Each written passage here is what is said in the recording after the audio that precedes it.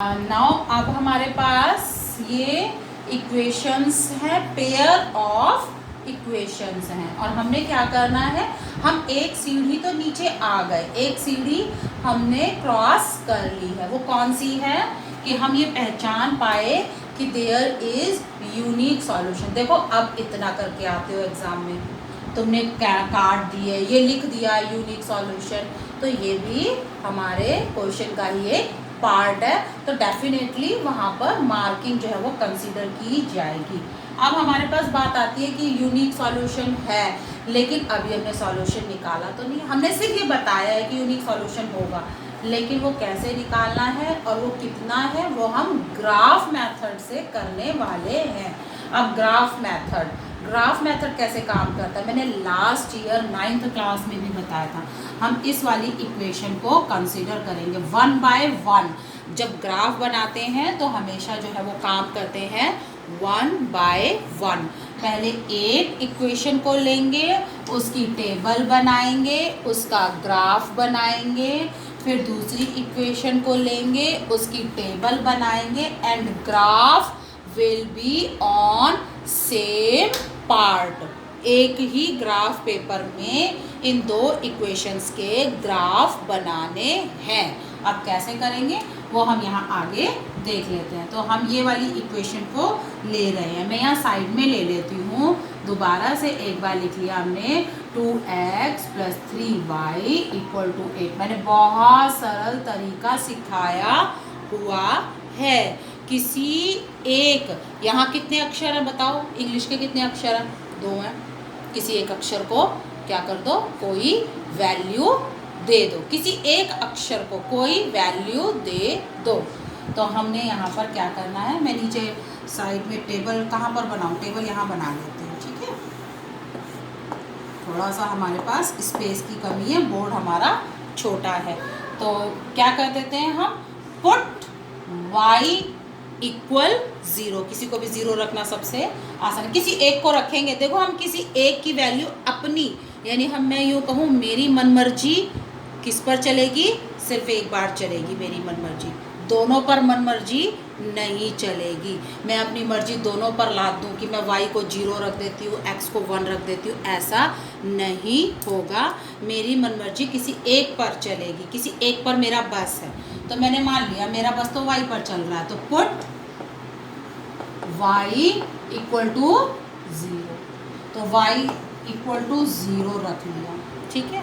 y = 0 रख लिया तो 2 as it is, x as it is, 3 भी as it is, और यहाँ पर हमने रख लिया 0।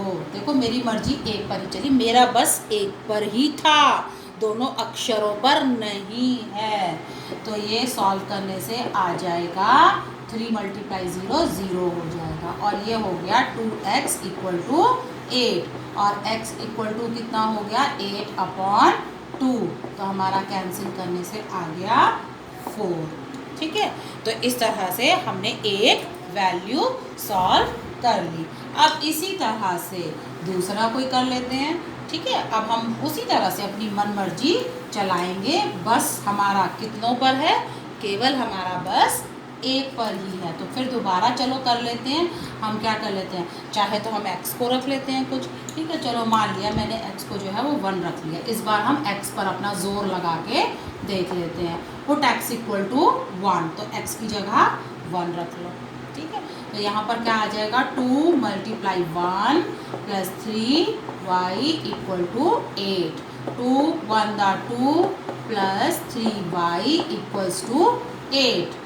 अब देखो कई बच्चे, हमारे सियाने बच्चे 10th में आकर के भी इसे अगली लाइन में 5y, और देखो सबसे अच्छी बात क्या है, मैं जिनको ये गलती बता रही हूँ उन बेचारों ने तो, उन भले मानस ने तो अब भी नहीं देखना है, उन्होंने अब भी नहीं देखना कि हाँ अब हम नेक्स्ट टाइम मैम, अब हमने देख लिया सीख लिया, नेक्स्ट टाइम ये गलती नहीं होगी, उनके लिए कोई मतलब ही नहीं इस बात का। इसे 5y ना लिखें बेटा, ये 5 नहीं हो सकता, ये इंग्लिश का है, ये मैथ्स का नंबर है, ये 2 8 के साथ जाएगा, दूसरी साइड में घूम करके हो जाएगा माइनस, और 3y = कितना हो गया 6 एंड y = 2 आ गया।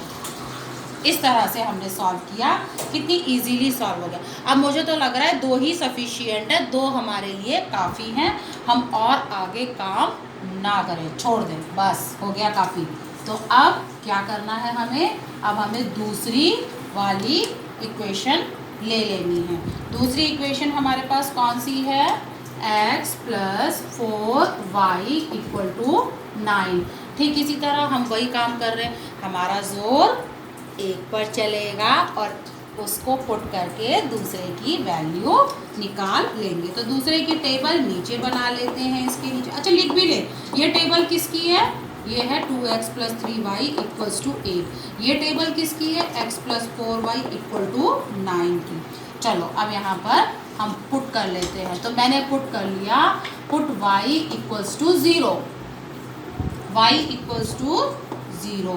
तो जैसे ही y को 0 पुट किया तो यहाँ पर सिर्फ देखो बदलाव कहाँ पर आया, क्या x में आया, नहीं। हमारे बच्चे 90% बच्चे क्या गलती करते हैं, जो बेटा गलती होती है वो मैं साथ साथ बताती हूँ। गलती क्या करते हैं, वो पुट x = y = 0 और x = भी कुछ लिख देंगे साथ में अपने आप ही। हमारा, मैं बार बार कहूँगी, हमारा जोर, हमारा बस केवल एक ही संख्या, एक ही नंबर पर, एक ही अक्षर पर चलेगा, ठीक है।